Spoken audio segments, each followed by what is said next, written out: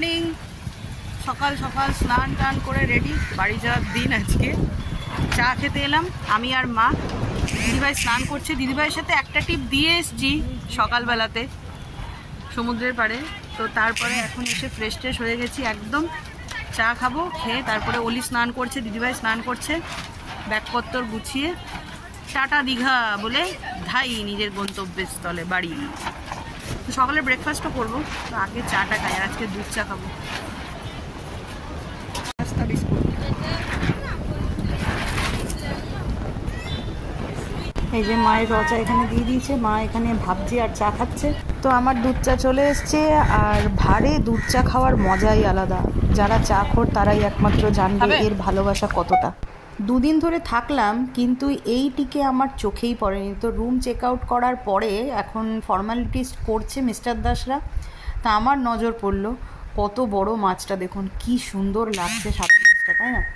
আমার খুব ভালো লাগছে। তো ভাবলাম বেকার বেকার বসে না থেকে একটু ভিডিও করে তুলে নিয়ে যাই। বাড়িতে আমার অ্যাকোরিয়াম আছে, এত বড় মাছ ঠাই পাবে না ঠিকই, কিন্তু আবার এই দেখুন এখানে একটা লুকিয়েও আছে। এটা না নড়ছে, আমি তো প্রথমে ভেবেছিলাম এটা মরা, কিন্তু না, হোটেলের লোকজন বলল যে না না, ওটা ওই মাছটা ওই রকমই থাকে। কিন্তু চোখ নজর কাটছে কিন্তু এই সাদাটা, দারুণ লাগছে দেখতে কিন্তু।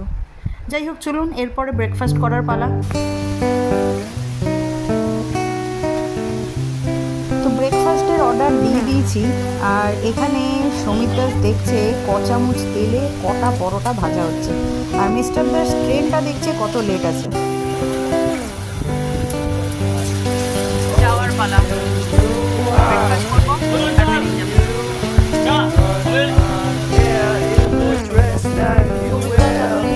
অনেক মুড়ি খেয়েছে আজকে, মুড়ি আর ঘুগনি থেকে পদ্ম বিদায় রজনী বোঝা যাচ্ছে।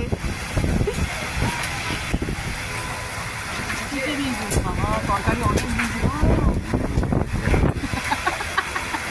আমাদের পরোটা তরকারি। পরোটা এটার ওপর দেখা যায়, ভালো ঢুকা যায় এদিক দিয়ে।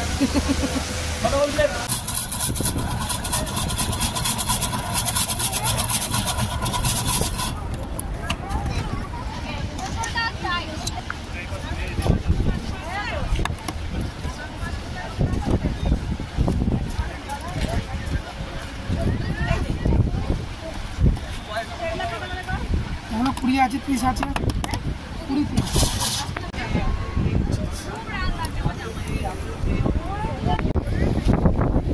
হ্যালো, হ্যাঁ হ্যাঁ,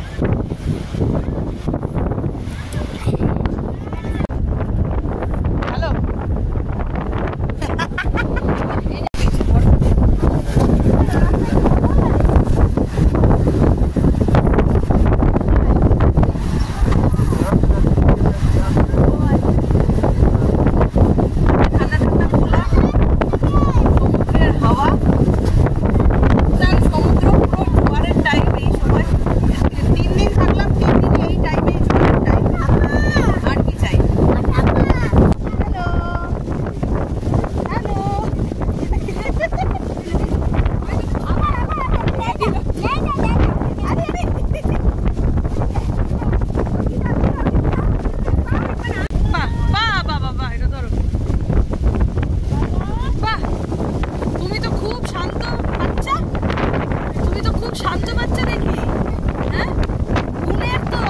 কখনো কখনো আপনার একটু ভালোবাসায় একটা সুন্দর জীবন তৈরি করে।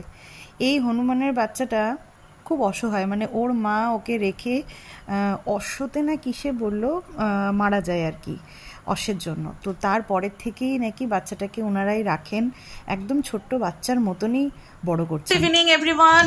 তো গোটা রাস্তা ফোনটার আমার খুব ডিস্টার্ব করছে, যা ডিস্টার্ব সেই বাড়িতে করছিল, চার্জ নিচ্ছিল না। আবার সেম প্রবলেম শুরু হয়েছে, তো চার্জ একদমই ছিল না। তো ওই জন্য আর গোটা রাস্তা আর ভিডিও করিনি। এসছি দিদিভাইয়ের বাড়িতে, মানে আমাদের হাওড়াতে আমরা ঢুকেছি হচ্ছে 5টায় ঢুকেছি। বিধানও ছিল আর কোলফিল্ডও ছিল, কিন্তু সমীরা দিদিভাই ওরা বলছে যে আজকে রাত্রিটা এখানে থেকে কালকে যেতে। তো ওই জন্য ওদের বাড়িতে এলাম। আজকে আমরা এখানেই থাকছি, থেকে কালকে বিকেলবেলায় হোক কি দুপুরে হোক যে ট্রেন পাবো সে ট্রেনে কালকে খাওয়া দাওয়া করে বেরিয়ে যাব। তো সবাই ফ্রেশ হয়ে গেছি, আমিও ফ্রেশ হয়েছি। যা গরম না, মানে কি বলবো, বিভৎস পরিমাণে গরম। এখন সন্ধ্যের চা নিয়ে বসেছি। এই যে সবাই সবাই ফ্রেশ ট্রেশ হয়ে গেছে। মিস্টার দাস ওই ঘরে মেঝের মধ্যে গড়াচ্ছে, সমীর দাস চলে গেছে নিজের কাজে, আর মা গেছে ফ্রেশ হতে। মার চা খাওয়া হয়ে গেছে, তো চাটা খাই, কারণ প্রচণ্ড টায়ার্ড। মানে এতটা রাস্তা জার্নি এমনভাবে হয়েছে, মানে বিনা রিজার্ভেশনে, বুঝলেন, মানে 4টে সিট পাওয়া গেছিলো, ওতেই আপ ডাউন করে এসছি, এই আর কি ব্যাপার। তো ওই জন্য প্রচণ্ড টায়ার্ডনেস রয়েছে। আগে চাটা খাই। আমাদের এখন সন্ধেবেলার টিফিন। কি খাচ্ছিস? চাউমিন। কেমন খেতে? অন্ডলেরটা তো খাস, উত্তরপাড়ারটাও ভালো। এই যে ননদিন নিয়ে বসে গেছে, এদিকে শাশুমা বসে চাউমিন খাচ্ছে, এদিকে শাশুমার পোলা বসে চাউমিন খাচ্ছে, ওদিকে আমার ফোন বাজছে। কে করেছে গো?